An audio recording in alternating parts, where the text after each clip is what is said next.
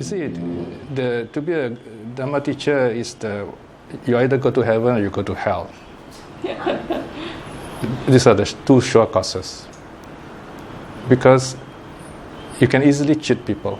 By what you talk, people will follow, people will listen, people will worship you.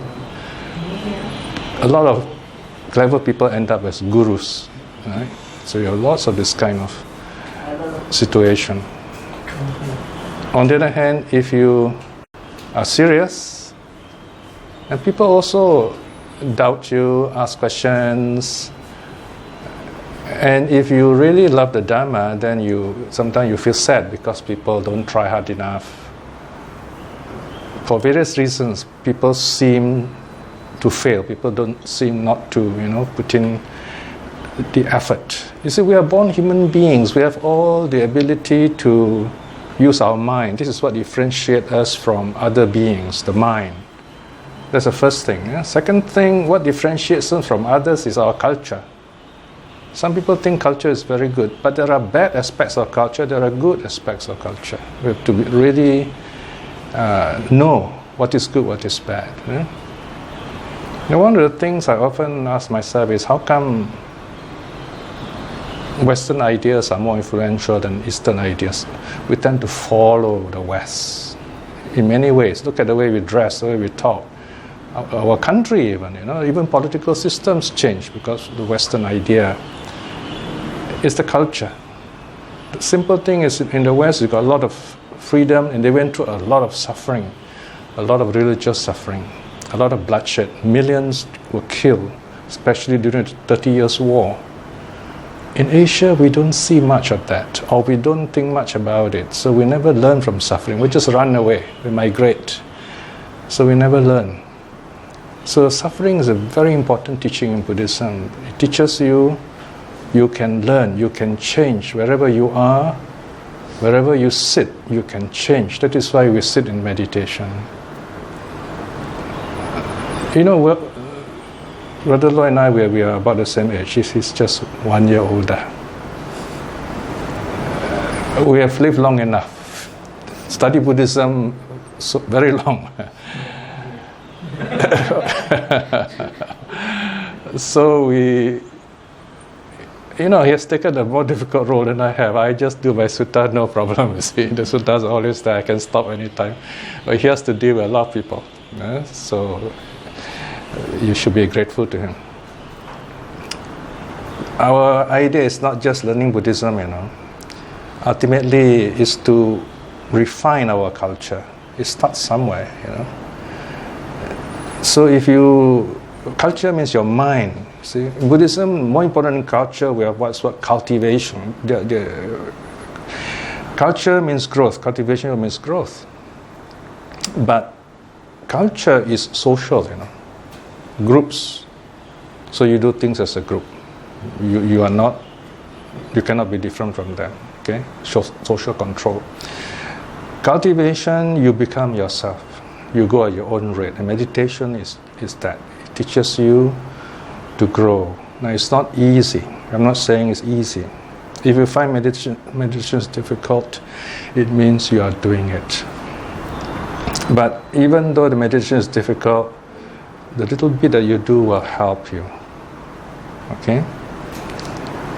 So, look at your meditation, what you can do, the little bit of peace that you feel, that's good enough. Be patient with yourself.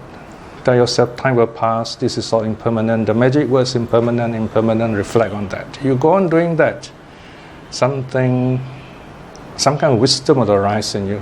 Because this habit of looking at things as impermanent is true, it's not false. So one day something bad happens, you say it's impermanent, right? Then you are calm. Then you know what to do. You save lives, you save your own life also. So, in many ways, we are not as bad as other people. Some people can't even sit here quietly. They're elsewhere with all kinds of things. Mara is smiling at them. But here, Mara frowns at you.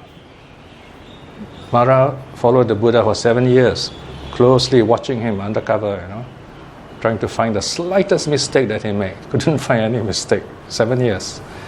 7 years, 6 years as a Buddha, 1 year of practice as a Bodhisattva.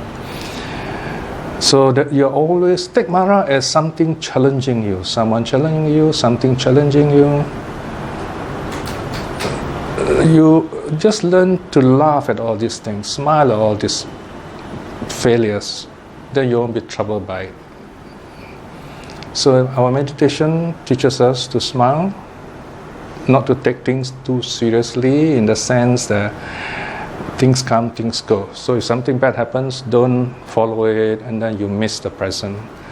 You stand here, you are like a jaga, like a door guard. You see all these people coming in, going out, you stay there, you guard your station. That's your mind.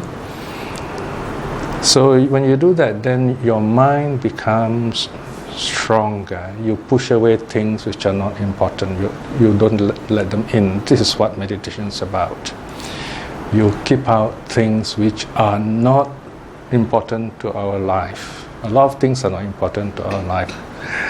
Sometimes we think, I must do this thing. But then after that, when you actually want to do it, you find it's not important.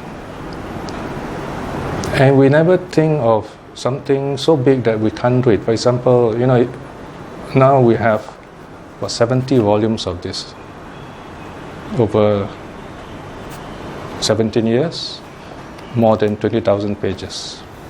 If I started doing this, I told myself 20,000 pages, 70 volume, I don't think I'll do it. I'll be terrified. I say, wow, so many. I just do it. Okay? So just do it and be at peace with yourself. That's what meditation is about. Present moment awareness. Not many people get the chance to sit here every few weeks. People now contact me, they say, can I have a class with you? They're willing to pay, I said, no, I don't have a center already. I'm doing my translation work now. Okay. Actually, the other thing I probably will tell her, I say, you can come for free. You can come here. Right? So these are the wonderful blessings you are enjoying. So use it. Because if one day this class ends, then you say, why didn't I sit? So this is your chance right now, today. So breath meditation, you watch your breath coming in, going out, don't do anything to it. The idea is to just calm the breath down. Right? You can do counting, you don't have to do counting, up to you. When the counting helps, you do it. Counting doesn't help, no need to do it. The counting also has a limit. After you count, the counting is to push away distractions, because counting is very strong, like a big broom. When you count, your mind is here. It doesn't think about other things. That's what the counting does. But once you feel peaceful, your breathing slows down, then don't count anymore. Because if you go on counting, then it becomes a distraction. You can know that, you can sense that. Stop the counting when you feel peaceful. Watch in, out, like that. After that, you say in, out, you find it so peaceful, no need to say in, out also, because you can feel the breath coming, very peaceful, the breath goes out, very peaceful. It's so peaceful, you don't feel the body. Hold that as long as possible, that stillness, that peace. That is what we want. That will bring you wisdom and clarity in your life. Sooner or later, you may get a glimpse of it. Okay? Even you get a glimpse of it, remember that, because that will motivate you to continue sitting.